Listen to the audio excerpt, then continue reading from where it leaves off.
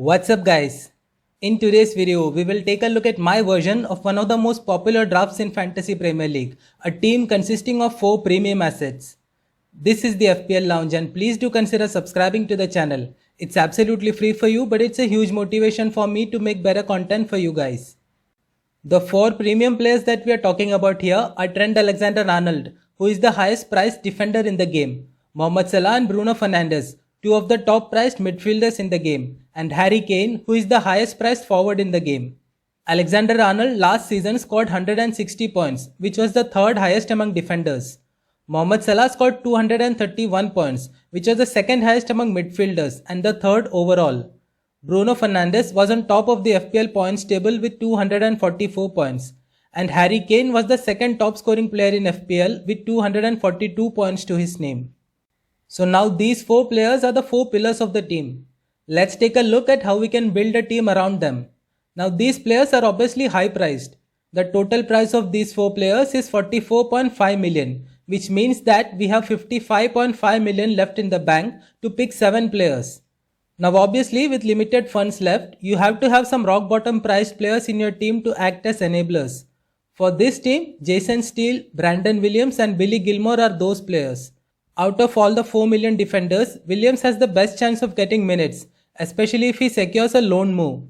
Billy Gilmore is on loan to Norwich and has a good chance of making it to the starting 11. Let's look at the other players on the team now. First choice goalkeeper is Robert Sanchez from Brighton. Brighton were the third lowest last season in terms of expected goals conceded. Brighton have good fixtures too. They face Burnley and Watford in the first 2 games, followed by Everton at home.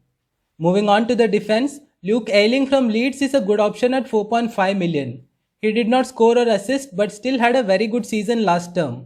Leeds kept 12 clean sheets last season and greatly improved in defense during the second half of the season. Next in defense is Tariq Lamptey from Brighton.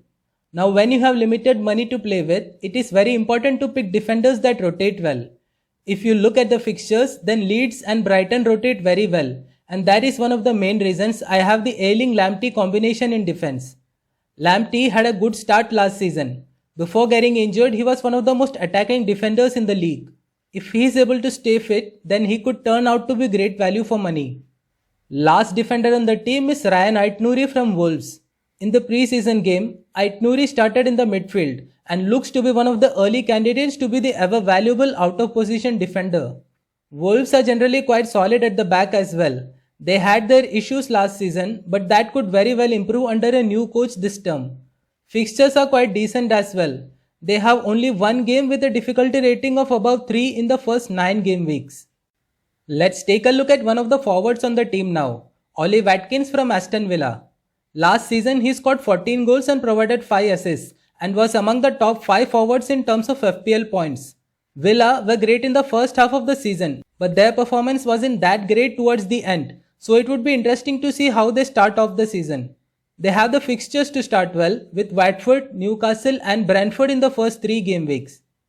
Now this is where things get tricky. We have 17.5 million left in the bank and 3 spots left to fill. We can go for another 4.5 million midfielder here, but that would leave no options at all on the bench.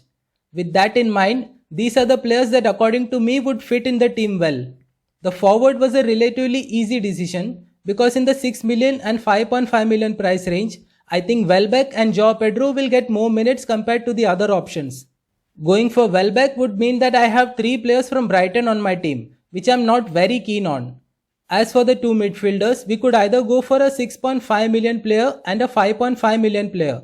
But among the 5.5 million midfielders, the ones that stand out are Stuart Dallas, Michael Olise, Bryan Mbeumo and Smith Rowe. Stuart Dallas scored lots of points last season, but he was a defender back then. Now that he is classified as a midfielder, I am not sure if he would have the same value this time. Smith Rowe is a very good player, but he is in guaranteed minutes. Mbeumo and Olise both did well in the championship last time, but I wouldn't look to invest too much in players who are new to the Premier League. So with that in mind, the best combination according to me is to go for 2 6 million midfielders and a 5.5 million forward. The first 6 million midfielder that makes it to the team is Jack Harrison. He was the 6th highest scoring midfielder in FPL last season, and considering that he is a bargain at his current price. He scored 8 goals, provided 8 assists and created 10 big chances last season, and is a fairly nailed on starter as well. Leeds do have some tough fixtures to start with, but considering how good they were in attack last season, it's tough to write them off against any opposition. The next midfielder that I would go for is Bertrand Traore from Aston Villa. He started 29 games for Villa last season and scored 7 goals, provided 10 assists and created 6 big chances. That took his total FPL points to 135, which was quite good.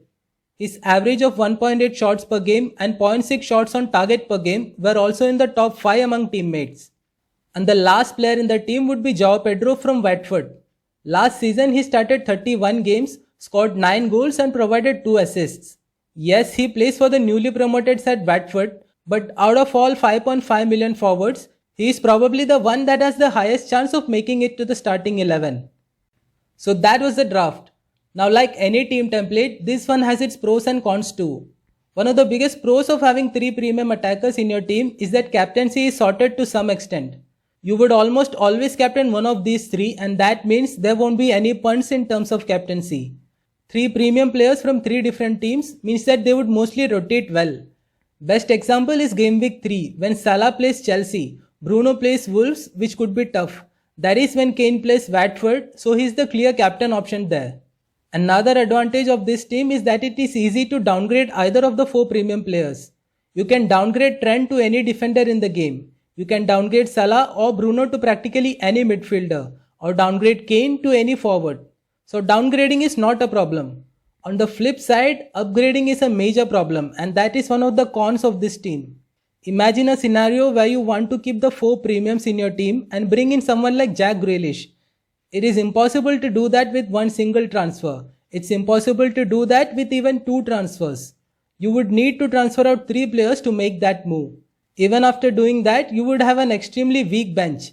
And that brings me to the other downside of this team. The bench is very weak. When you're picking 4 million defenders and 4.5 million forwards, you're practically not expecting them to be regular starters. They might chip in with some odd points, but you don't expect them to be consistent. Those were my views on having 4 premium picks in one team. Let me know in the comments your thoughts about this. Alright, so that's it for today. If you liked the video, then please show your support by pressing the like button and sharing the video with your friends. Thank you for watching.